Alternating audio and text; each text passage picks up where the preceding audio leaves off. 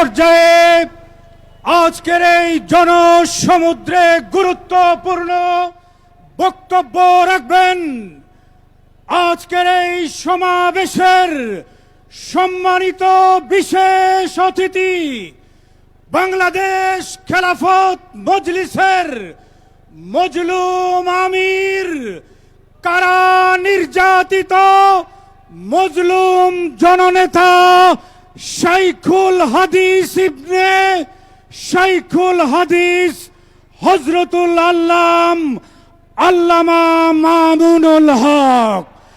বক্তব্য রাখবেন আমিরে মজলিস আল্লামা মামুনুল হক। নারে তাকবীর, নারে তাকবীর, নারে তাকবীর।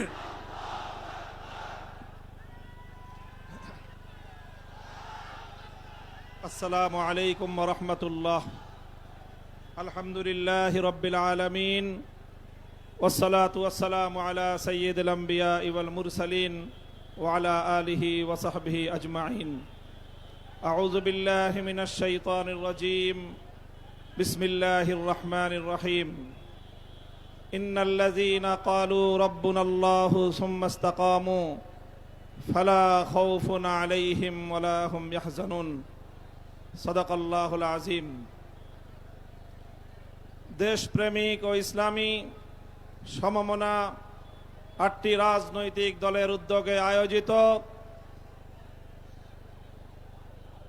জুলাই সনদ বাস্তবায়নে নির্বাচনের পূর্বে, জাতীয় নির্বাচনের পূর্বে গণভোট আয়োজনের দাবি সহ ৫ দফা গণদাবিতে আজকের এই জনসমুদ্রে পরিণত গণসমাবেশে উপস্থিত সংগ্রামী সভাপতি হযরত পীর সাহেব চরমনাই মুফতি সৈয়দ মোহাম্মদ রেজাউল করিম, উপস্থিত আজকের এই গণসমাবেশের উপস্থিত সংগ্রামী প্রধান অতিথি বাংলাদেশ জামাতে ইসলামীর মোহতারাম আমির জনাব ডক্টর শফিকুর রহমান সহ জাতীয় নেতৃবৃন্দ, সমবেত ৮ দলের নেতাকর্মী ও সংগ্রামী দেশবাসী,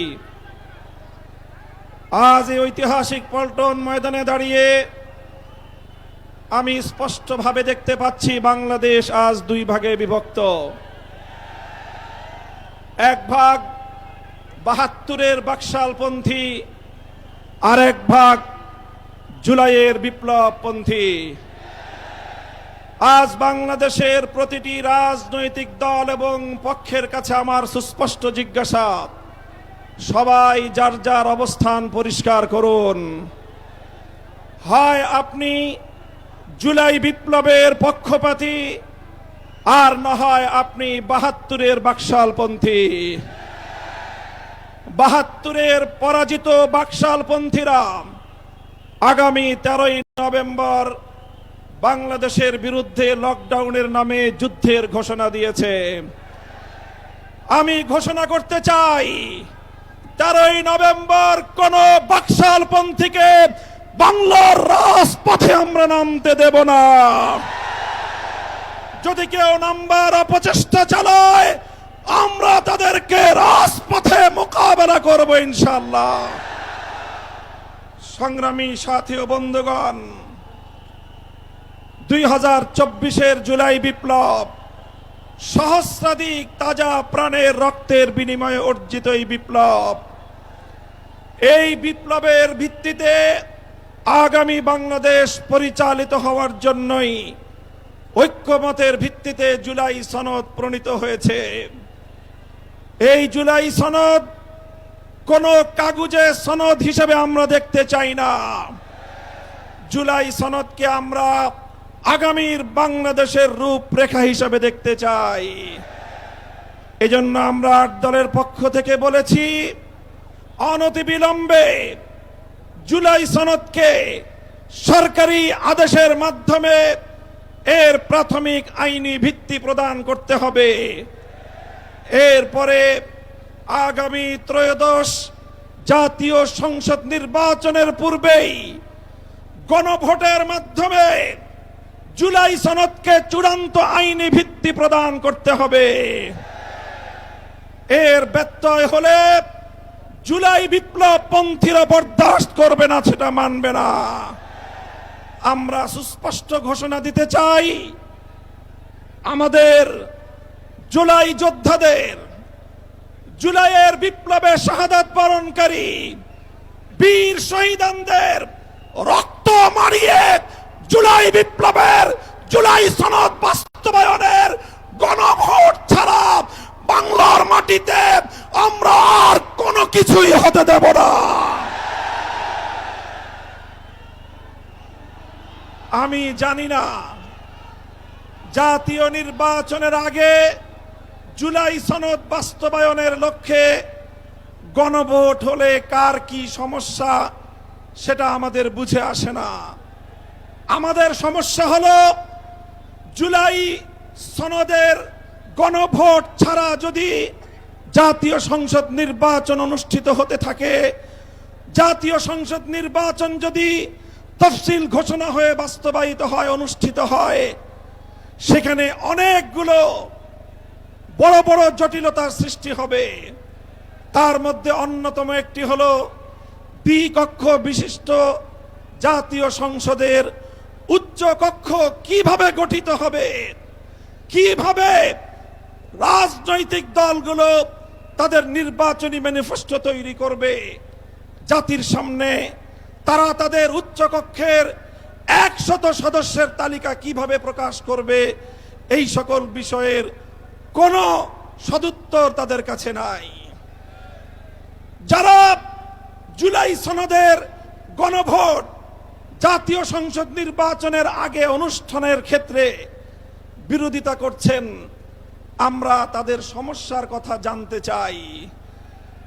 কোনো যুক্তি নাই, কোনো যুক্তি নাই। তারা জুলাই সনদের বাস্তবায়নকে ঠেকিয়ে দিয়ে বাংলাদেশে আবার ফ্যাসিবাদ কায়েম করবার ষড়যন্ত্র করছে। পরিষ্কার ঘোষণা করি, রক্ত দিয়ে যেই ফ্যাসিবাদ বিদায় করেছি, প্রয়োজনে আবার রক্তের সাগর প্রবাহিত হবে, বাংলার মাটিতে ফ্যাসিবাদ ফিরে আসবে না।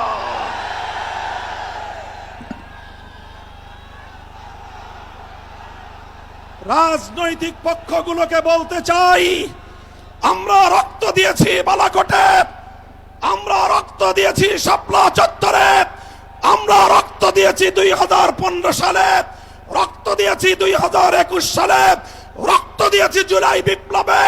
আমাদের মুখোমুখি দাঁড়াবার চেষ্টা করবেন না। আমরা রক্ত দিয়ে অধিকার আদায় করি, রক্ত দিয়ে বাংলাদেশ কিনেছি, রক্ত দিয়েই বাংলাদেশের স্বাধীনতা রক্ষা করব ইনশাআল্লাহ। সংগ্রামী সাথী ও বন্ধুগণ, জুলাই বিপ্লবের আমার সকল সহযোদ্ধাদেরকে আমি বলতে চাই, রাজনৈতিক মতবিরোধ থাকতে পারে, নির্বাচন নিয়ে মতপার্থক্য থাকতে পারে, আপনারা যার যার নির্বাচন করবেন সেটা পরের কথা। আসুন, যারা জুলাইয়ের বিপ্লবের রাজপথে ছিলেন, জুলাই বিপ্লবের সনদের আইনি ভিত্তি কার্যকর করার জন্য আমরা হাতে হাত রাখি।